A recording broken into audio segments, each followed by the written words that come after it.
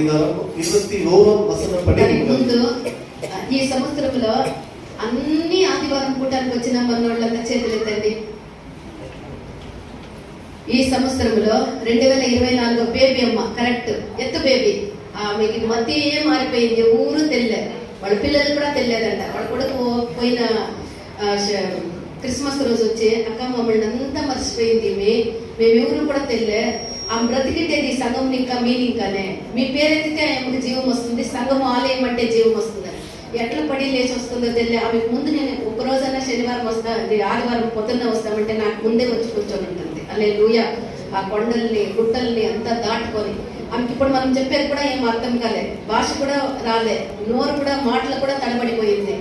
అయితే దేవుని ఆలయం మాత్రం గుర్తు పెట్టుకోనుంది. చూడండి ఆమె వచ్చింది ఎంతండి.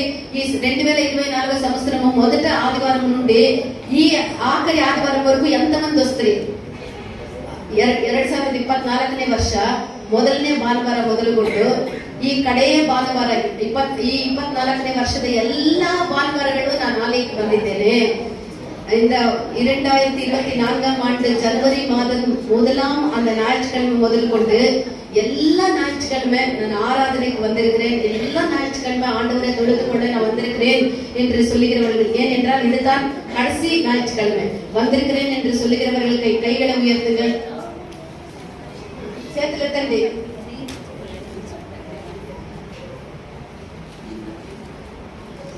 చూడండి ఏం చొచ్చు పురించా, నా సొన్నది పురించా ఇంతే మందా.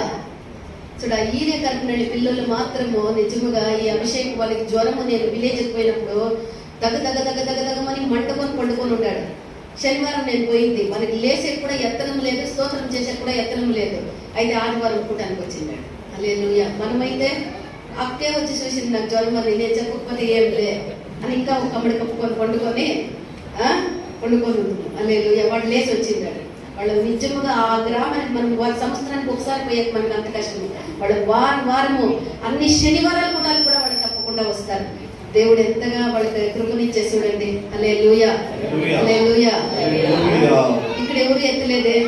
స్నేహ, ఎస్తేర్ రాణి, గ్రేసమ్మ, సిరి పిల్లలు ముగ్గురు పిల్లలు. ఒక పాప సగంలో వచ్చింది అయినా హాజరే. హల్లెలూయా. ముగ్గురు పిల్లలు, మన సీపూర్ సిస్టరు, మన సునీత సిస్టరు, అభిషేక్, పెద్ద స్టీఫన్, చిన్న స్టీఫన్, చంద్రశేఖర్ బ్రదరు. నేను వెళ్ళా కొట్టుకు బందప్ప సూడి వాడు హర్ష ఎక్కడుండేది సీపూర్ గ్రామంలో ఉన్నాడు పాపం హర్ష. ఇంతే సమంతుడు వస్తాడులే. హల్లెలూయా. సమంతుడు ఇంతమందే వచ్చింది. ఈ సంవత్సరంలో తీర్మానం చేసుకోండి, నాకు దైవమే కృపనిస్తే నేను అన్ని ఆదివారాలు నేను పోవాలని. నేను అన్ని ఆదివారాలు కరెక్ట్ గా వచ్చినోడికి గిఫ్ట్ ఇస్తానని చెప్పినాను. దేవుడు గిఫ్ట్ ఇస్తాడు, తగిన సమయం వచ్చినప్పుడు దేవుడు ఇస్తాడు. హల్లెలూయా. దేవుని సన్నిధానంలో ఉండేదే మన భాగ్యం, మన గిఫ్ట్. మనల్ని దేవుడు తొట్టిల్లకుండా నడిపించిరే. దేవుడు దొరికించినప్పుడు మనం ఇటు అటు పోకుండా కరెక్ట్ గా దొరుకుకొని వచ్చి పడినాము. కొంతమంది ఇటు పోయి తిరిగి అక్కడి ఇంకా బైపాస్ అయ్యి తిరిగా వచ్చి ఇక్కడి ఇంకా బైపాస్ అయ్యి వచ్చి దొరికికొని చెట్లో పడిండారు. అయితే అన్ని పూటలకు వచ్చిన వాళ్ళు సమముగా స్ట్రైట్ గా దొరుకుకొని వచ్చి పడినాం. హల్లెలూయా. దేవుడు ఇంత కృపనిచ్చిన దయని బట్టి మనం స్తోత్రం చేస్తాం. చదవండి ఇర్మియా 31:21 వాక్యం చదవండి. कि इस्राएली कुमारी जिस राजमार्ग से तू गई थी उसी में खब्बे और झंडे खड़े कर और अपने इन नगरों में लौट आने पर मन लगा. హల్లెలూయా. ಹಿಂದಿ ಒಳ್ಳೆ ಚದವಂಡಿ. ದಾರಿದೋರುವ ಕಂಬಗಳನ್ನು ಕೈಮರಗಳನ್ನು ನಿಲ್ಲಿಸಿಕೋ. ನೀನು ಯಾವ ಮಾರ್ಗದಲ್ಲಿ ಹೋಗಿ ಬಿಟ್ಟಿಯೋ ಅದಕ್ಕೆ ನಿನ್ನ ಮನಸ್ಸನ್ನು ತಿರುಗಿಸಿಕೋ. ಇಸ್ರಾಯೇಲರ ಯುವತಿಯೇ ತಿರುಗಿಕೋ. ಈ ನಿನ್ನ ಪಟ್ಟಣಗಳಿಗೆ ಹಿಂತಿರುಗು. ನಿನ್ನ ಪಟ್ಟಣಗಳಿಗೆ ನೀನು ಹಿಂತಿರುಗು. ఇశ్రాయేలు కుమారి సరిహద్దులను పాటించుము. దోవచుంపు స్తంభములను నిలవబెట్టుము. ఆ. నీవు వెళ్ళిన రాజమార్గము తట్టు నీవు వెళ్ళిన రాజమార్గము తట్టు నీ మనసు నిలుపుకొను. నీ మనసు నిలుపుకొనము. నువ్వు వెళ్ళిన రాజమార్గము తట్టు నీ మనసు నిలుపుకొనము. తిరుగుము. తిరుగుము. నీ పట్టణములకు తిరిగి రమ్ము. నువ్వు ఈ పట్టణములకు తిరిగి రమ్ము. నువ్వు ఈ పట్టణములకు ఎక్కడికి పోయినా మరలా ఈ పట్టణములకు నువ్వు తిరిగి రమ్ము. ప్రియమైనటువంటి దేవుని యొక్క జనమా, మనము దాటి వచ్చినటువంటి, మనం గడిచి వచ్చినటువంటి நிச்சயமாக ఆ యొక్క మార్గముని మనం అనుకొనగా நாம் நிச்சயமாக தேவனுடைய ஜனமே நாம் தாண்டி வருகிற பட்டணங்களே அந்த வழிகளை நாம் நினைவு கூற வேண்டும். మన మనసును మనం దాటి వచ్చినటువంటి మనం ఆ యొక్క మార్గము మీద మనం మనసు నిలిపిన ఎడల நாம் கடந்து வந்த அந்த பாதைகளை அந்த வழிகளை குறித்து நம்முடைய மனதை வைப்போம் என்று சொன்னால் మనల్ని కంటికి కనుపాపవలే ఈ విధముగా మనల్ని కాపాడి கர்த்தர் நம்மை எவ்விதமாக கண்ணுக்கு கண்ணாக நம்மை எப்படி காப்பாற்றினாரோ పరామర్శించి எப்படி நம்மை பராமரித்து ఆయన మనల్ని కాపాడి ఆయన నడిపించి ఉన్నారు. எவ்விதமாக அவரை பராமரித்து காப்பாற்றினாரோ దేవుని యొక్క మహాదయ కృప మన పట్ల ఎంత గొప్పదిగా ఉండి ఉన్నది. கர்த்தருடைய கிருபை நம்மில் எவ்வளவு அதிகமாக இருக்கிறது. అంతేకాదు ఈ మార్గములో మనం గడిచి వచ్చినటువంటి ఈ జనవరి నుండి డిసెంబర్ వరకు మనం గడిచి వచ్చినటువంటి యొక్క మార్గమును అనుకొనగా அது மாத்திரம் இல்லாமல் இந்த ஜனவரி முதற்கொண்டு இந்த டிசம்பர் கடைசி வரைக்கும் கர்த்தர் நம்மை நடத்தி வந்த శోధనలు ఎన్ని బాధల మధ్య మన యొక్క దేవుడు ఎంత వింత కార్యాలు మన జీవితంలో ఆయన చేసి ఉన్నారు. எத்தனை சோதனைகள் மத்தியிலே தேவன் நமக்கு எப்படி பெரிய காரியங்களை செய்திருக்கிறார். అన్నిటిని బట్టి ఈ దినము మనం దేవుణ్ణి మనం స్తుతించాలి. అవి எல்லாவற்றையும் நினைத்து நாம் கர்த்தருக்கு நாம் துதிக்க வேண்டும். మన యొక్క జీవితంలో వచ్చినటువంటి ఎన్నో తప్పులు మన జీవితంలో వచ్చినది. நம்ம జీవితంలో ఎన్నో తప్పులు வந்தது ఎన్నో కొరతలు మనం కలిగి ఉంటిమి. ఎన్నో కుறைகளை உடையவர்களாய் இருந்தோம். దేవుని యొక్క సన్నిధానములో మనము పశ్చాత్తాపముతో వాటిని ఒప్పుకోలు చేసి మనము దేవుని వైపు తిరుగుదుము గాక.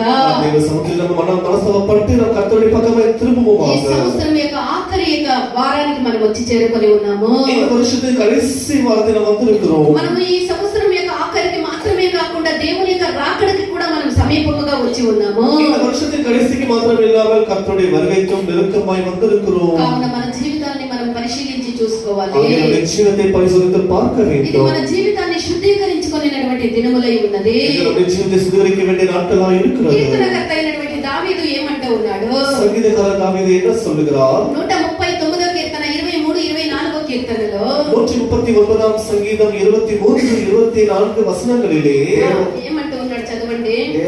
దేవా నన్నನ್ನು ಪರೀಕ್ಷಿಸಿ నన్ను పరీక్షిಸಿ ನನ್ನ ಹೃದಯವನ್ನು ತಿಳಿದುಕೋ ನನ್ನ ಹೃದಯವನ್ನು ತಿಳಿದುಕೋ ನನ್ನನ್ನು ಶೋಧಿಸಿ ನನ್ನನ್ನು ಶೋಧಿಸಿ ನನ್ನ ಆಲೋಚನೆಗಳನ್ನು ಗೊತ್ತು ಮಾಡು ನನ್ನ ಆಲೋಚನೆಗಳನ್ನು ಗೊತ್ತು ಮಾಡು. ನಾನು ಕೆಳಗಿನ ಮಾರ್ಗದಲ್ಲಿರ್ತೇನೋ ಏನೋ ನೋಡಿ ಸನಾತನ ಮಾರ್ಗದಲ್ಲಿ ನನ್ನನ್ನು ನಡೆಸು. సనాతన మార్గದಲ್ಲಿ నన్నನ್ನು ನಡೆಸು.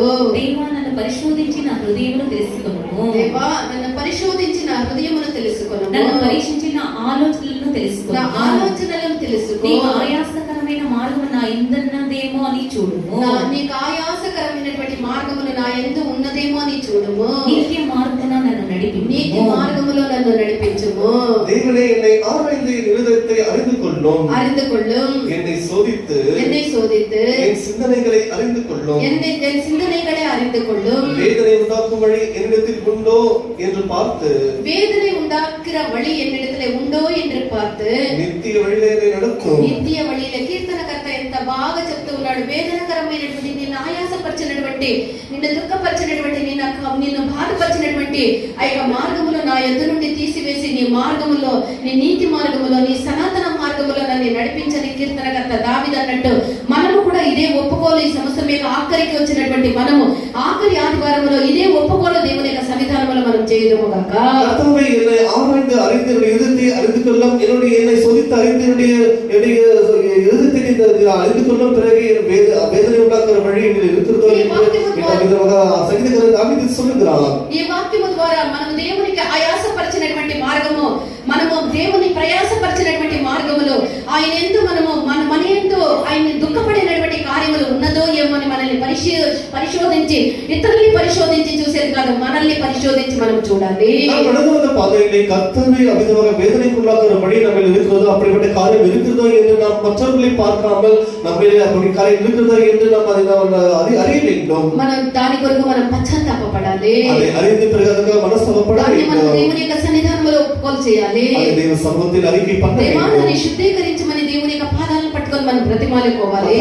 சுத்திகரிப்புடைய கர்த்தருடைய பாதங்களை பிடித்து அவர்களை மன்றாட வேண்டும். కాలంలో మనం చూసినట్లయితే చూసినట్లయితే పూర్వకాలத்தில் நாம் பார்க்கும்போது నోవహు యొక్క కాలంలో చూసినట్లయితే நோவாவின் காலத்தில் நாம் 6వ అధ్యాయం பார்க்கும்போது 5-6 వాక్యాలను మనం చూడగా 6వ అధ్యాయం 5వ నరుల యొక్క చరిత్రము భూమి మీద బహు గొప్పదిగా కనబడే భూమి మీద మనుషుడి அவருடைய காரியங்களை వాళ్ళ ఆలోచనలు వాళ్ళ క్రియలు అంతా కేవలం చెడ్డదిగా కనబడే அவர் இதயத்தின் தோற்ற நிலைகள் எல்லாமே வெறும் கெட்டதாகதான் காணப்பட்டது. దానివల్ల వాళ్ళు కలిగినటువంటి ఆ యొక్క బాధాకరమైనటువంటి కార్యం కూడా మనకు இருக்கையே அவர்களால் அவர் ஏற்பட்ட காரியங்கள் அறிந்தவைகளாய் இருக்கிறது. మన యొక్క దోషముల చేత మనము దేవుని ఆయాసపరిచి ఉంటామా? நம்முடைய காரிய நிமித்தமாக கர்த்தரை வேதனைப்படுத்தி இருக்கிறோமா? యెషయా 43వ అధ్యాయం 24వ వాక్యములో ఇశ్రాయేలీయుల గురించి దేవుడు ఎంత వేదనగా చెప్తూ ఉన్నాడో అక్కడ మనం చూడవచ్చు. యెషయా 23వ అధ్యాయం 40వ వచనத்திலே தேவன் அவர்கள் இஸ்ரவேலை குறித்து எவ்வளவு வேதனையாக சொல்லுகிறார் பார்ப்போம். 43:24 ಐಸಯಾ 43 ನೀನು ನನಗೋಸ್ಕರ ಹಣ ಕೊಟ್ಟು ಬಲಿಯನ್ನು ತರಲಿಲ್ಲ, ಯಜ್ಞ ಪಶುಗಳ ಒಬ್ಬೆಯಿಂದ ನನ್ನನ್ನು ತೃಪ್ತಿಪಡಿಸಲಿಲ್ಲ. ಆದರೆ ನಿನ್ನ ಪಾಪಗಳಿಂದ ನನ್ನನ್ನು ನೀನು ತೊಂದರೆಪಡಿಸಿದ್ದಿ. ನಿನ್ನ ದೋಷಗಳಿಂದ ನನ್ನನ್ನು ಬೇಸರಗೊಳಿಸಿದ್ದಿ. దేవునికి యజ్ఞలు కానుకలు ఇవన్నీ తీసుకొని రాకుండా చదవండి వేరే భాష. నా నిమిత్తము సువాసనగల లవంగపు చెక్కను నీవు రూకలించి కొనలేదు. నీ బలి పశువుల క్రొవ్వు చేత నన్ను బలి పశువులు తీసుకొని వచ్చి తృప్తిపరచలేదు. నీ పాపముల చేత నీవు నన్ను విసిగించితివి. పాపముల చేత విసిగించితివి. నీ దోషముల చేత నన్ను ఆయాస పెట్టితివి. చాలు. நீ எனக்கு பணங்களால் சுகந்தப்பட்டை கொள்ளாமலும் உன் பலிகளை நினைத்தினால் என்னை திருப்தி ஆக்காமலும் உன் பாவங்களினால் என்னை சங்கடப்படுத்தி உன் அக்கிரமங்களினால் என்னை வருத்தப்படுத்தினாய். దేవునికి చెల్లించినటువంటి కార్యాలు, దేవునికి చేయాల్సిన కార్యాలు, దేవునికి ఇచ్చినటువంటి కార్యాలు వీటన్నిటిని మరిచి దేవుని యొక్క సన్నిధానంలో పాపాలు, అక్రమాలు, దోషాలని చేసి దేవుని యొక్క మనసుని చాలా వేదన పరిచి ఉన్నాము. దేవునికి கொடுக்க வேண்டிய காரியங்களை கொடுக்காமல், దేవునికి செலுத்த வேண்டிய காரியங்களை செலுத்தாமல் தேவ சமூகத்தில் நம்ம அதிகமான பாவங்களை செய்தவர்களை காணப்படுகிறோம். ఇశ్రాయేలీయుల గురించి దేవుడు వేదనతో చెప్తూ ఉన్నాడు. எப்படியாக இஸ்ரவேலை குறித்து தேவன் வேதனையோடு சொல்லுகிறார். మన దేవుని ఆయాస పెట్టినటువంటి దోషములు మన జీవితమందు ఉన్నదేమో అని చూసుకోవాలి. దేవుని వేదனை ఉండాకుற వழி நம்மில் இருக்குதா என்று நாம் பார்க்க దేవుని యొక్క వాక్యం ఆధారంతో మన యొక్క జీవితాన్ని పరిశీలించి మనము పశ్చాత్తాపముతో దేవుని వైపు మనం తిరగాలి. நாம் தேவனுடைய வசனத்தின் ஆதாரத்தோடு நாம் உண்மையாக நம்ம செய்த பாவங்களுக்காக மனஸ்தாபப்பட்டு தேவனுடைய பக்கமாய் திரும்ப வேண்டும். దేవుడు మనల్ని చూసి నిన్ను ఎన్నడూ నేను ఎరుగనని చెప్పుకున్నటువంటి ఒక దినము మనకున్నది. என்று சொன்ன நான் உன்னை என்றைக்குமே அறிய மாட்டேன் என்று சொல்கிற நாட்கள் முன்பாக வைத்திருப்பார். గొప్పవారిని దేవుడు చూసి వీరిని నేను ఎన్నడూ ఎరగనని చెప్తూ ఉన్నాడు. தேவன் ஒரு கூட்டத்தாரை பார்த்து இவர்களை நான் அறியேன் என்று சொல்கிறார். 21వ అధ్యాయంలో ఒక గుంపుని చూసి నేను వీరిని ఎన్నడూ ఎరగనని దేవుడు చెప్తూ ఉన్నాడు. సువిశేషం 21వ అధ్యాయంలో ஒரு கூட்டத்தாரை தேவனானவர் பார்த்து நான் இவர்களை அறியேன் என்று சொல்கிறார். దేవుని యొక్క నామమున ప్రవచించిన వారే, இவர்கள் கர்த்தருடைய நாமத்தினாலே திருவசனம் ఉడగొట్టిన వాళ్ళే, பிசாசுகளை துரத்தினவர்களே, అద్భుత కార్యాన్ని చేసిన వాళ్ళే, అద్భుతమైన కార్యాలు செய்தவர்கள். వీరిని చూసి దేవుడు ఏమంటూ ఉన్నాడు? కర్తరుని பார்த்து என்ன சொல்கிறார்? అక్రమము చేయువారులారా, అక్రమ చేయకారులారా, నా ఎదుట నుండి తొలగిపోండి, నేను మిమ్మల్ని ఎన్నడూ ఎరగనని చెప్తూ ఉన్నాడు. ఎరగను, నా ఎదుట నుండి పొండి అని దేవుడు చెప్పే దేవుడు తన సన్నిధానంలో నుండి సన్నిధి నుండి త్రోసివేసి నేను మిమ్మల్ని ఎన్నడూ ఎరగను అని చెప్పిన దాని యొక్క అర్థమేమి? వీళ్ళు పరలోకమందున్నటువంటి దేవుడు తండ్రి అయినటువంటి దేవుని యొక్క చిత్తముని ఎరుగలేదు కనుకనే వాళ్ళు పరలోకపు తండ్రి అయినటువంటి ఆయన యొక్క చిత్తముని నెరవేర్చలేదు కనుకనే నేను మిమ్మల్ని ఎన్నడూ ఎరగనని దేవుడు చెప్తూ ఉన్నాడు. தேவனுடைய சித்தத்தை அவர்கள் அறியவில்லை, செய்யவில்லை, ஆகியதால் அவர்களை பார்த்து நான் உங்களை அறியவில்லை என்று சொல்லுகிறார். చేసినటువంటి అక్రమం ఏమనగా, செய்த அக்கிரமம் దేవుని చిత్తము చేయకుండా ఉండటమే వాళ్ళ జీవితంలో వాళ్ళు చేసినటువంటి అక్రమమై ఉన్నది.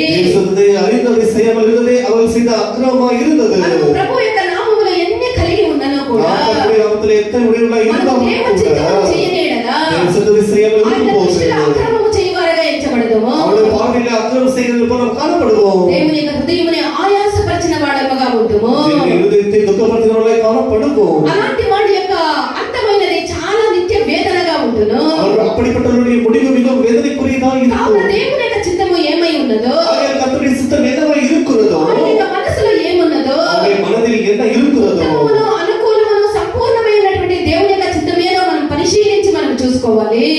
அவர் திட்டமான அனுகூலமான ஒரு காரியம் என்னதான் இருக்கும் என்பதை நாம் முதல்ல வந்து அதை அறிய வேண்டும். దేవునికి సజీవ యాగముగా మన యొక్క శరీరం వల్ల మనం అర్పించవలెను. தேவனுக்கு பலியாக நம்முடைய ஜீவ பலியாக நம்முடைய శరీరத்தை ఒప్పు கொடுக்க దేవుని యొక్క வேண்டும். చిత్తమును సంపూర్ణంగా చేసి ఆయన యొక్క రాజ్యములో మనం ప్రవేశించాలి. தேவ சித்தத்தை முழுவதுமாக செய்து அவருடைய ராஜ்யத்தில் பிரவேசிக்க అందుకు வேண்டும். మనల్ని మనమే మనం సిద్ధపరచుకోవాలి. அதற்கு நம்மை உருவாக்கிக் கொள்ள வேண்டும். యెషయా 1:13-14 వాక్యములో మీ నైవేద్యములు వ్యర్థము అని దేవుడు తన జనులతో చెప్తూ ఉన్నాడు.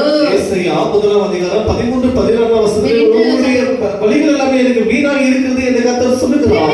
దేవుని యొక్క బిడ్డ, మన దేవుని పిల్లలు, ఒకవేళ గత జీవితంలో గడిచొచ్చినటువంటి ఈ యొక్క జీవితంలో మీ జీవితంలో దేవుని యొక్క హృదయానికి ఆయాసపరిచినటువంటి కార్యాలు ఎన్నో మనం చేసి ఉండవచ్చు.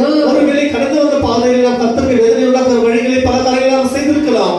మత్తయి 5:23 వాక్యములో చెప్పబడినట్టు மத்தேயு சுவிசேஷம் 5:23 சொல்லப்பட்ட விதமாக యేసు ప్రభు ఏమని చెప్తూ ఉన్నాడు? యేసు అన్నగా என்ன சொல்லுகிறார்? నీవు ధూపము ನಿನ್ನ ವಾದಿಯ ಸಂಗಡ ಇನ್ನೂ ದಾರಿಯಲ್ಲಿರುವಾಗಲೇ ನಿನ್ನ ವಾದಿಯ ಸಂಗಡ ಇನ್ನೂ ದಾರಿಯಲ್ಲಿ ಇರುವಾಗಲೇ ಅವನ ಕೂಡ ಬೇಗ ಸಮಾಧಾನ ಮಾಡಿಕೋ. ಇಲ್ಲದಿದ್ದರೆ ಆ ವಾದಿಯು ನಿನ್ನನ್ನು ನ್ಯಾಯಾಧಿಪತಿಗೆ ಒಪ್ಪಿಸಾನು. 24 ನಿನ್ನ ಕಾಣಿಕೆಯನ್ನು ಆ ಯಜ್ಞವೇದಿಯ ಮುಂದೆಯೇ ಬಿಟ್ಟು ಹೋಗಿ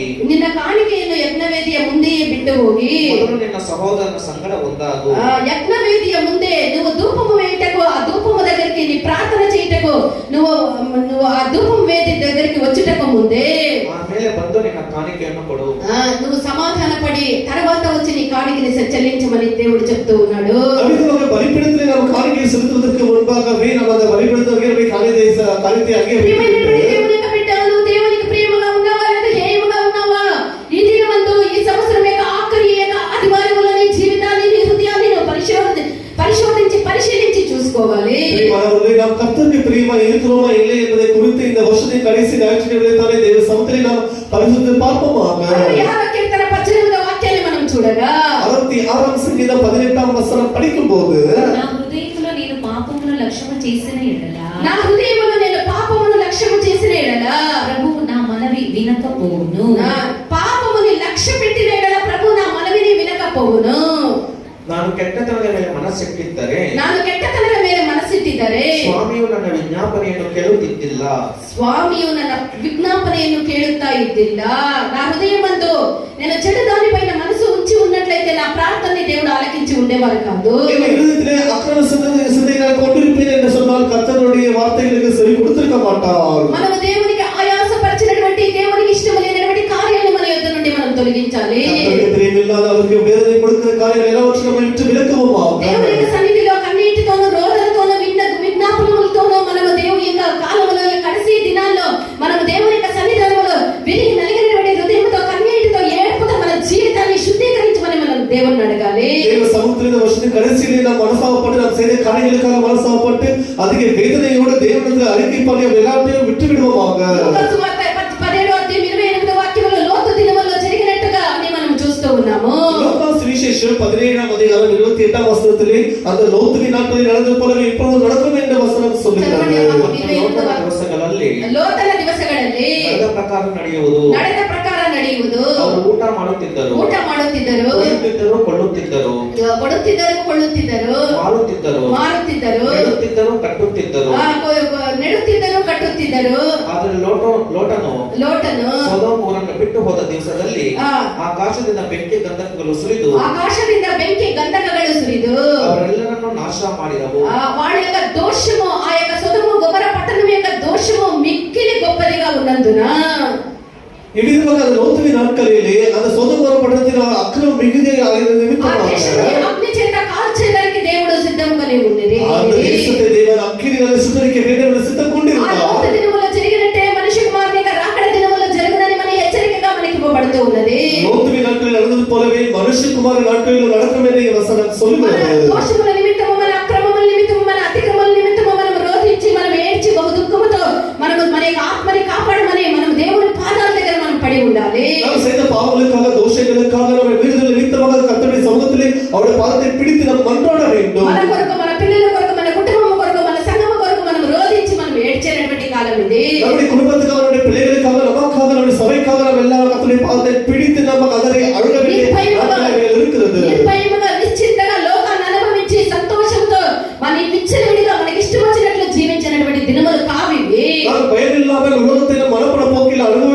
గడిచిన కాలం వల్ల ఇది నాటకాలు. ఒకవేళ అవిధముగా మనం ఉన్న ఎడల ఇంత సత్యమును గ్రహించి కూడా అవిధముగా ఉన్న ఎడల మనం చనిపోయేంత వరకు మన పాపాలకి ప్రాయశ్చిత్తము కలగదు, మనం న్యాయ తీర్పులోనికి పోవాల్సి వస్తుంది. இப்படிப்பட்ட வார்த்தைகளை கேட்டு கூட இன்னமாக நாம் அப்படி இருப்போம் என்று சொன்னால் நாம் மறிக்கிற நமக்கு பாவ மன்னிப்பானது கிடைக்கவே கிடைக்காது. మన యొక్క జీవితంలో ధనాపేక్షకు మనం చోటు ఇవ్వరాదు. జీవితంలో పణ ఆశకి ఇடம் கொடுக்கக்கூடாது. అన్నిటికీ మనకు అవసరమే. పణం మనకు எல்லாமே தேவையானதா இருக்கிறது. ఆ డబ్బు దేవునికి ఉపయోగించకుండా మనకు ఉపయోగించే విధముగా అది ఉండకూడదు. அந்த பணத்தை கர்த்தருக்கு உபயோகப்படுத்தாமல் நமக்கு மாத்திரம் உபயோகப்படுத்துவதா இருக்கக்கூடாது. దేవుడు నీకు ఇచ్చినటువంటిది అది నీ సొంతము కాదు. దేవుడు கொடுத்தது உன்னுடைய சொந்தம் அல்ல. నీకు ఇచ్చిన దాన్ని దేవునికి సొంతముగా ఒక్కొక్క రూపాయికి దేవుడు ఒక రోజు మనల్ని లెక్క అడుగుతాడు. దేవునికి கொடுக்கக்கூடிய ஒவ்வொரு பணத்துக்கும் கர்த்தர் நமக்கு கணக்கு கேட்பார். ధనాపేక్ష లోభము వెంట మనం పోయిన ఎడల பண ஆசை பிறகு உலகத்துக்கு பின்னால போவோம் என்று சொன்னால் ఆ దేవుని ఆయాసపరిచినటువంటి ఒక దోషమై ఉన్నది. அது கூட கர்த்தரை வேதனைக்குள்ளாக உண்டாக்கின ஒரு காரியமாக இருக்கிறது. యెషయా 57వ అధ్యాయము 17వ వాక్యాన్ని చదవండి. యెషయా 57వ అధ్యాయం 17వ వచనం படிப்போமாக.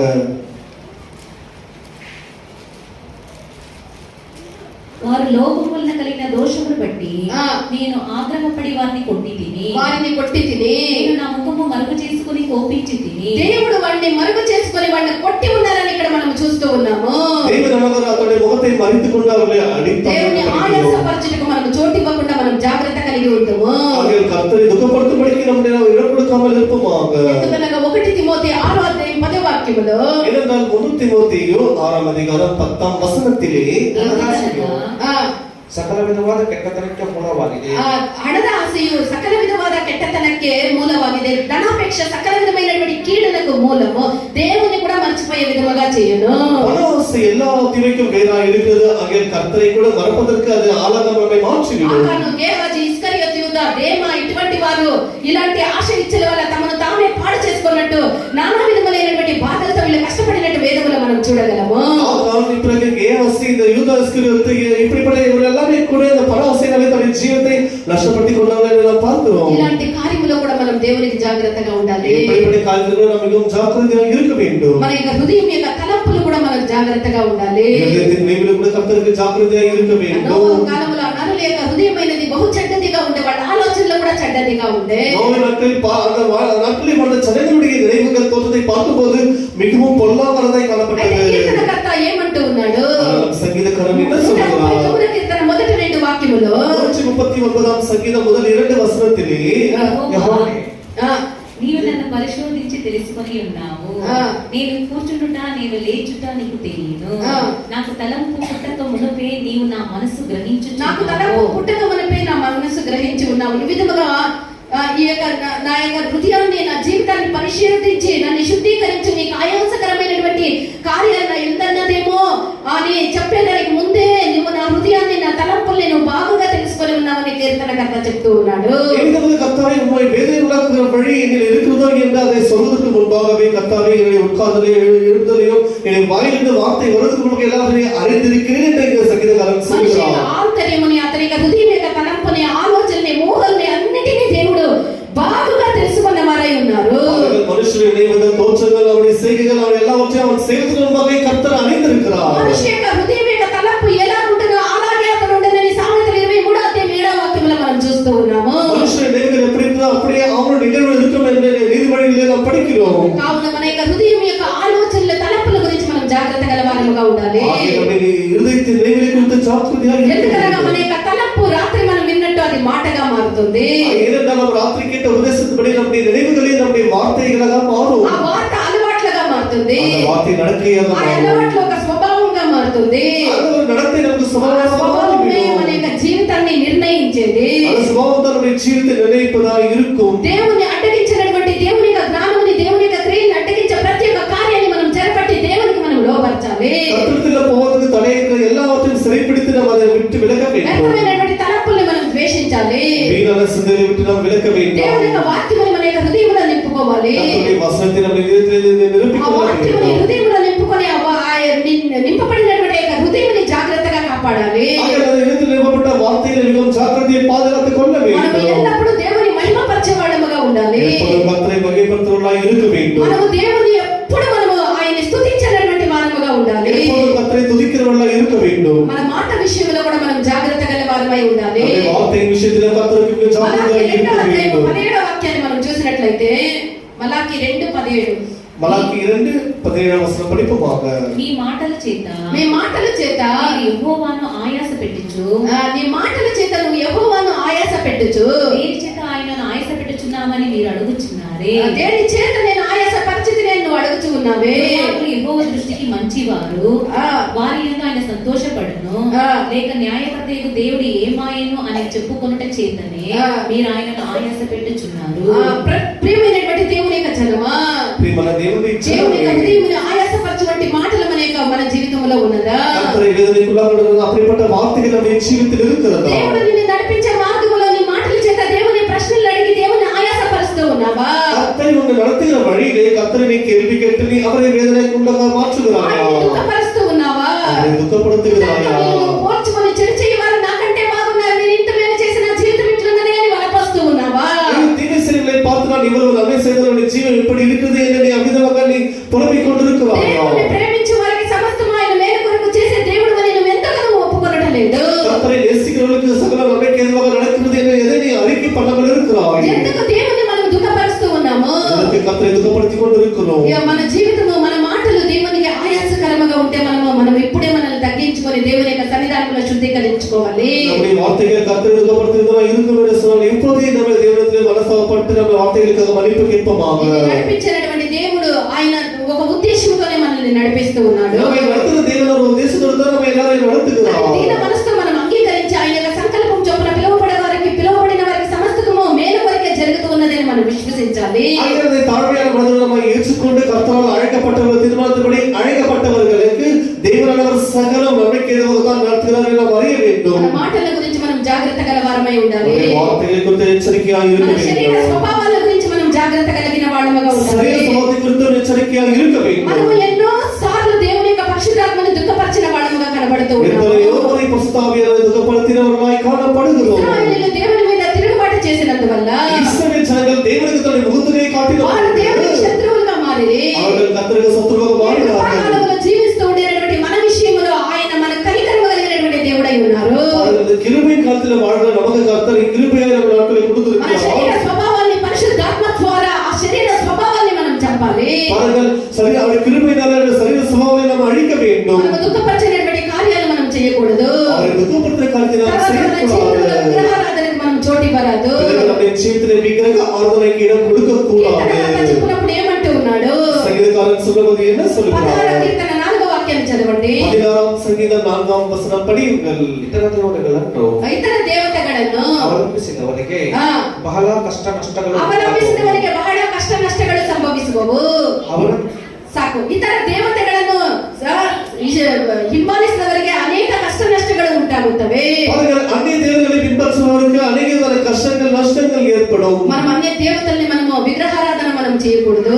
అన్ని దేవతలను విగ్రహారాధన చేయకూడదు. ఆత్మికముగా మనము విగ్రహారాధన అంటే ఏమంటే ఆవికుని విధమైన విగ్రహ ఆరాధన என்று சொன்னால் என்ன? విగ్రహాలను పెట్టి మనం ఆరాధించేది లేదు. நாம் ஏதாவது விக்கிரகத்தை வைத்து நாம் ஆராதனை செய்வதில்லை. దేవుని కంటే మనం దేన్ని ఎక్కువగా ప్రేమిస్తామో అది దేవుని యొక్క దృష్టిలో విగ్రహారాధనగా அப்படி ఉంటుంది. என்றால் நாம் கர்த்தரை பார்க்கிறதை அதிகமாக நேசிக்கிறோம். அதுதான் ஒரு விக்கிரகமாக மாறிவிடும். ఒకవేళ నువ్వు దేవుని కంటే ఎక్కువగా డబ్బుని నువ్వు ప్రేమించినట్లయితే, ஒருவேளை நீ கர்த்தரை பார்க்கிறோம் பணத்தை அதிகமாக நேசிப்பாய் ఒకవేళ என்று దేవుని కంటే சொன்னால், ఎక్కువగా నీ పిల్లల్ని ప్రేమించినట్లయితే, ஒருவேளை கர்த்தரை பார்க்கிறேன் பிள்ளைகளை அதிகமாக நேசிப்பாய் ఒకవేళ என்று దేవుని కంటే சொன்னால், ఎక్కువగా నీ భార్యని నువ్వు దేవతగా చేసుకొని ఉంటే, ஒருவேளை கர்த்தரை பார்க்கிற மனைவியை தெய்வத்தைగా మార్చిருப்பாய் என்று ఒకవేళ சொன்னால், దేవుని కంటే ఎక్కువగా నీ భర్తను దేవుడిగా చేసుకొని ఉంటే, ஒருவேளை கர்த்தரை பார்க்கிறவருடைய புருஷனை அவிதமான ஒரு தேவதை செய்து దేవుని கொண்டிருந்தால், కంటే ఎక్కువగా నువ్వు దేన్ని ప్రేమిస్తావో అది దేవుని యొక్క దృష్టిలో విగ్రహారాధన అయి ఉన్నది. கர்த்தரை பார்க்கிறவனை எதை அதிகமாக நேசிக்கிறாயோ அதுவே உனக்கு விக்கிரகமாக மாறிவிடும். దేవుని ప్రేమించేటటువంటి ఆ ప్రేమకు ముందు ఇవన్నీ కూడా దేవుని తర్వాతనే లేనిడల వాటి వల్లనే మనం అనేక శ్రమల్ని మనం అనుభవించవలసి వస్తుంది. பாருங்கள், கர்த்தரை நேசிக்கிற அன்புக்கு பிறகுதான் இவைகள் எல்லாமே தவிர நாம் எதை அதிகமாக கர்த்தரை விட்டு நேசிக்கிறோமோ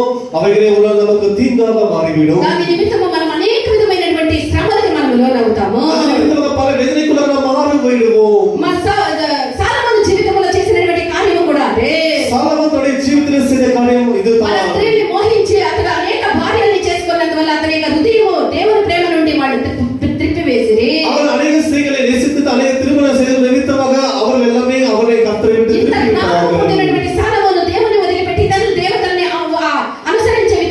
మారిపోయే பாடல்கள் இத்தனை ஞானத்தை பெற்றுக்கொண்டிருந்த சாலமோன் ஞானி இப்பொழுது கர்த்தரை ఉంటే దేవుడు దావీదుతో అనేక కార్యాలు సాలొమోను గురించి చెప్పి ఉండే சாலமோன் பிறந்ததுக்கு முன்பாகவே தாவீதுவிலே சாலமோனை குறித்து கர்த்தர் எளிமையாக சொல்லி இருந்தார். సాలొమోను కాలం పరిపాలన కాలమందు దేశం మీద సమాధానం ఉండే சாலமோன் காலத்தில் தேசம் எல்லாம் சமாதானமாய் இருந்தது. అయితే అతడు ఇతర దేవతల్ని అవలంబించినందున எப்பொழுது అన్ని దేవుళ్ళని పిలిపించినాను. అతడు దేవుడు తానే అతనికి అనేక విరోధుల్ని అతనికి విరోధముగా లేపే తానే అనేక శత్రువులను எழுப்பி விட்டார். సమాధానకర్త అని పిలువబడినటువంటి సాలొమోను సమాధానాన్ని కోల్పోయే సమాధాన పుత్రుడు என்று అழைக்கப்பட்ட సాలమోను இப்போது வேதனைக்குரிய ஒரு శత్రువుగా మారిவிட்டார். అతని యొక్క కుమారుని యొక్క దినముల్లో అతని యొక్క రాజ్యం అతని చేతి నుండి తీసివేయబడే அவனுடைய குமாரனின் நாட்களிலே அவனுடைய ராஜ்யம் அவனை விட்டு பிடிக்கப்பட்டது. దేవుని యొక్క బిడ్డ దేవుని పిల్లలు మనము దేవుని కంటే ఎక్కువగా దేన్ని కూడా ప్రేమించకూడదు. కర్తரை విட்டு ఎதையும் அதிகமாக நேசிக்கவே கூடாது. మూర్ఖతను మనం ఆ దేవుడు చెప్పినప్పుడు మూర్ఖతను మనం మగపరచరాదు. కర్తర్ சொல்லுவதை మూర్ఖతనத்தை வெளிப்படுத்த கூடாது. యథార్థ హృదయముతో మనల్ని మనమే పరిశీలించి యథార్థముగా நம்முடைய இருதயத்தை நாமே పరిశోధించి దేవుని కంటే ఎక్కువగా దేన్ని ప్రేమిస్తున్నామని మనల్ని మనమే పరిశీలించి చూసుకోవాలి. కర్తரை பார்க்கல எதை அதிகமாக நேசிக்கிறோம் நம்மளை ஒசரித்து அறிய வேண்டும். గర్వించినటువంటి మనసు మనలో నుండి తీసివేయాలి. గర్వపడిన మనసు நம்மை விட்டு விலக்க வேண்டும். గర్విష్ఠులు దేవుని యొక్క వార్తకి చెవి ఇవ్వరు. గర్వం கொண்டிருக்கிறவர்கள் கர்த்தருடைய வார்த்தைக்கு செவி கொடுக்க మనం దేవుని యొక్క மாட்டார்கள். వార్తకి చెవి ఇవ్వకపోతే దేవుడు గాఢాంధకారాన్ని మన మీద కుమ్మరించెదరు. கர்த்தருடைய வார்த்தைக்கு செவி கொடுக்காமல் போகும்போது கர்த்தர் நமக்கு அந்தகாரங்களை గాఢాంధకారము మనల్ని ఆవరిస్తుందో మనం నడిచే బాట అది మంచిదా చెడ్డదా ఏది ఎక్కడ ఆశీర్వాదమా నష్టమా ఏది కూడా కనబడేది లేదు. எப்போது நமக்கு அந்தகாரம் சூழ்ந்து கொள்ளுமோ அப்போது நமக்கு எது நல்ல வழி கெட்ட வழி எது நமக்கு ஆசீர்வாதம் வழி சாபமான வழி என்று எதுவுமே தெரியாது. కాళ్ళు చీకటి కొండలకు తగిలి మనం నానా విధములైనటువంటి శ్రమలకు మనం లోను కావాల్సి వస్తుంది. நம்முடைய பாதங்கள் கற்களுக்கு இடறின பலவித வேதனைக்குள்ளாக மாறிவிடுவோம். మనకు గాఢాంధకారం ఆవరిస్తుంది. நமக்கு அந்தகாரம் சூழ்ந்து கொள்ளும். ఇటువంటి కార్యం మనకు కలగకుండా మనము దేవునికి మహిమ చెల్లించే వాళ్ళముగా గర్వపు మనసుని వదిలి మనము దీనత మనసుని ధరించుకునే వాళ్ళముగా మనం కనబడదుము గాక. நாம் கர்த்தரை விட்டு விலகாமல் அவரை நேசித்து நாம் கர்வம் கொள்ளாமல் கர்த்தரை நேசிப்போமாக. దేవుడు మనల్ని నడిపించిన బాటలో దేవుడు మనకు చేసినటువంటి ప్రతి కార్యములకు కృతజ్ఞతాస్తుతులు చెల్లించి మనం జీవించాలి. கர்த்தர் நம்மை நடத்தி வந்த பாதையிலே அதை நினைத்து அவருக்கு நன்றிகளை செலுத்துவோமாக. మనం చేయకపోతే మన యొక్క జీవితం చరలోనికి పోతుంది. அப்படி செய்யாமல் பல நிச்சயம் நம்முடைய ஜீவமானது அது சாவுக்கு எதிராக போய்விடும். మనం దేవుని దుఃఖపరిచే వాళ్ళగా మారుదుము. கர்த்தரை துக்கப்படுத்துகிறவர்களாய் மாறிவிடுவோம். దేవుని యొక్క జనమా ప్రియమైన ఈ సంవత్సరం యొక్క అంతము యొక్క ఆఖరి యొక్క ఆదివారమునకు వచ్చి ఉన్నాము. இந்த வருஷத்தின் கடைசி வாரத்தின் கடைசி ஞாயிற்றுக்கிழமைக்கு வந்திருக்கிறோம். మన దేవుడు మన కొరకు చేసినటువంటి త్యాగముల్ని మన కొరకు ఆయన ఏ విధముగా సిలువలో ఆయన బాధపడి మన రక్షణ మన విమోచన కొరకు ఆయన చేసిన త్యాగాన్ని ఒకసారి మనం గుర్తు తెచ్చుకొందుము గాక. நம்முடைய பாவங்களுக்காக நம்முடைய ரட்சிப்புக்காக அவர் செய்த தியாகங்கள் பாடுகளை ஒருமுறை நினைப்போமாக. అలాంటి దేవుణ్ణి ఆయాసపరిచి దుఃఖపరిచినటువంటి కార్యాలు మన యందు ఉన్నదేమో అని మనం పరిశోధించి చూసుకోవాలి. அப்படிப்பட்ட தேவனை துக்கப்படுத்துகிற வேதனைக்குரிய வழிகள் நம்ம இருக்கிறதா என்று நாம் பார்ப்போமாக. యాకోబు 4:8-9 వాక్యాలను మనం చూసినట్లయితే యాకోబు 4:8-9 వచనங்களை படிப்போமாக. దేవుని యొద్దకు ದೇವರ ಸಮೀಪಕ್ಕೆ ಬನ್ನಿರಿ. ದೇವರ ಸಮೀಪಕ್ಕೆ ಬನ್ನಿರಿ. ಆಗ ಆತನು ನಿಮ್ಮ ಸಮೀಪಕ್ಕೆ ಬರುವನು. దేవుని సమీపానికి ನೀವು ದೇವರ ಸಮೀಪಕ್ಕೆ ಬನ್ನಿರಿ ಆಗ ಆತನು ನಿಮ್ಮ ಸಮೀಪಕ್ಕೆ ಬರುವನು. మనం దేవుని యొక్క సమీపానికి దేవుని సమీపించి వస్తే దేవుడు మనల్ని సమీపించి ఆయన వచ్చే దేవుడై ఉన్నాడు. அவர்கள் கர்த்தரிடத்திலே சேருவோமாக. அப்பொழுது கர்த்தர் நம்மிடத்திலே வந்து சேர்வார். ஆகையால் அவர் அடுத்து நாம் எல்லாரும் சேருவோமாக. ఏడుపుతోనూ విజ్ఞాపనలతోనూ దేవుని యొక్క సన్నిధానములో దైవమే నిన్ను ఆయాసపరిచి నిన్ను దుఃఖపరిచినటువంటి కార్యాలని వదిలి నీ వైపుకు తిరుగుతానని నిజమైన పశ్చాత్తాపంతో దేవుని యొద్దకు మనం తిరుగుదుముగాక. கர்த்தாவே நம்மை துக்கப்படுத்துகிறோம் என்று அப்படிப்பட்ட வேதனைக்குரிய வழியில் இருக்கிறது என்று தேவ சமூகத்திலே வேண்டுதலோடு அபிதமாகவே அவரிடத்திலே கால்களை பிடித்து மன்றாடுவோமாக. ఆయన మనల్ని రాజ మార్గములో ఆయన నడిపించే దేవుడు. அப்பொழுது கர்த்தர் நம்மை ராஜ வழியாக நம்மை நடத்தி செல்வார். మనల్ని ఆయన ప్రేమిస్తూ ఉన్నాడు. அவரை நேசிக்கிறார். కావునే మనతో దేవుడు ఈ విధముగా మనల్ని మరలా దేవుని వైపు తిరగాలని మనతో మాట్లాడుతూ கர்த்தரை பக்கமாய் திரும்ப வேண்டும் என்று அவர் சொல்லுகிறார். ఆయాసపరిచే దుఃఖపరిచే వేదనపరిచే కార్యాలు మనం తొలగించుదుముగాక. அவரை வேதனைக்குள்ளாக்குற வழி நம்ம இருக்கிறது என்று பார்ப்போமாக. చూసి సంతోషించేటువంటి కార్యాలు మనం చేయుదుముగాక. அவர் நம்மை பார்த்து சந்தோஷப்படுகிற காரியங்களை செய்வோமாக. నా ప్రియుడా అని నా దేవుడు మంచి పిలుపుతో ప్రేమ పిలుపుతో మనల్ని పిలిచే విధంగా మన యొక్క జీవితం మారనుగాక. என் பிரியனே என்று கர்த்தர் சொல்லுகிற விதமாய் அப்படிப்பட்ட நல்ல அழைப்பினாலே அழைக்கிற விதமாய் நம்முடைய ஜீவியம் மாறுவதாக. మనం చేయటకు మనల్ని మనం అప్పగించుదుముగాక. அவரை பிரியமானதை செய்வதாக நம்முடைய ஜீவியம் மாறுவதாக. 19వ కీర్తన 14వ వాక్యం చదవండి. 19వ సంగీతం 14వ వచనం படிப்போமாக. యెహోవా నా ఆశ్రయదుర్గమా నా విమోచకుడా నా నోటి మాటలను నా హృదయపు ధ్యానమును నీ దృష్టికి మన నోటి మాట మన హృదయపు ధ్యానములు దేవుని యొక్క దృష్టికి అంగీకారముగా ఉండనట్లుగా మన జీవితాన్ని మార్చుకుందాము గాక. நம்முடைய வாயின் வார்த்தைகள் நம்முடைய தியானமோடு கர்த்தருக்கு பிரியமாய் இருப்பபடியாக நம்முடைய ஜீவித்தை செய்து கொள்வோமாக. ప్రార్థన చేయాలి. நாம் எப்படி ஜெபம் பண்ண வேண்டும்? 43వ కీర్తన 10వ వాక్యములో ఉన్నట్టు 143వ సంగీతం 10వ వచనంలో சொல்லப்பட்ட విధமாக చదవండి. నీవే నా దేవుడవు, నీవే నా దేవుడవు, నీ చిత్తానుసారముగా ప్రవర్తించుటకు నాకు నేర్పుము, నీ చిత్తానుసారముగా ప్రవర్తించుటకు నాకు నేర్పించు. దయగల నీ నాకు చాలా ఇష్టమైనటువంటి నువ్వే నా దేవుడవు, నీ చిత్తానుసారముగా ప్రవర్తించుటకు నాకు నేర్పించు. దయగల నీ ఆత్మ సమభూమి గల ప్రదేశమందు నన్ను నడిపించును గాక. உமக்கு பிரியமானதை செய்ய உமக்கு பிரியமானதை செய்ய எனக்கு போதித்தருளும். நீரே என் தேவன், நீரே என் தெய்வம். உம்முடைய நல்ல ஆவி என்னை செம்மையான வழியில நடத்துவாராக. செம்மையான வழியில நடத்துவாராக. ನಿನ್ನ ಚಿತ್ತದಂತೆ ನಡೆದುಕೊಳ್ಳುವುದನ್ನು ನನಗೆ ಕಲಿಸು. ನನ್ನ ದೇವರು ನೀನಲ್ಲವೋ. ನನ್ನ ದೇವರು మనమందరూ ఈ ఒప్పుకోలు చేస్తాం ప్రభువా, ఈ ప్రార్థన చేస్తాం ప్రభువా, నీ చిత్తానుసారంగా నడిపించుటకు నన్ను అప్పగించు, నీ మార్గంలో నన్ను నడిపించమని మనం ఇలాంటి ఒక నువ్వే నా దేవుడు, నీ చిత్తానుసారంగా నన్ను నడిపించు అనేదే మన యొక్క సంవత్సరం యొక్క ఆఖరి నెల యొక్క ఆఖరి ఆదివారం యొక్క ప్రార్థన అయి ఉండాలి. இப்பொழுது நாம் படித்த வசனத்தின்படி நம்ம எல்லாருமே அறிக்கை பண்ணுவோம். கர்த்தாவே நீரே என் தேவன், உங்களுக்கு பிரியமானதை எனக்கு செய்ய போதித்தருளும். பிறகு உம்முடைய நல்ல ஆவி என்னை செம்மையான வழியில் நடத்துவாராக என்று அவ்விதமாக கர்த்தர்கள் எல்லாருமே இந்த கடைசி நாட்களில் நாம் அறிக்கை பண்ணுவோமாக. అవిధముగా మనం దేవుని యొక్క సన్నిధానంలో చెప్పి మనం ఒప్పుకోలు చేసి మనం ప్రార్థన చేద్దాము. நாம் அப்படியே கர்த்தருடைய சமூகத்தில் அறிக்கை பண்ணி நாம் ஜெபம் பண்ணுவோமாக. దేవునికి కృప అనుగ్రహించుదురు. தேவனே நமக்கு கிருபை அளிப்பாராக. నీ కన్నీరు దుఃఖ కష్టములందు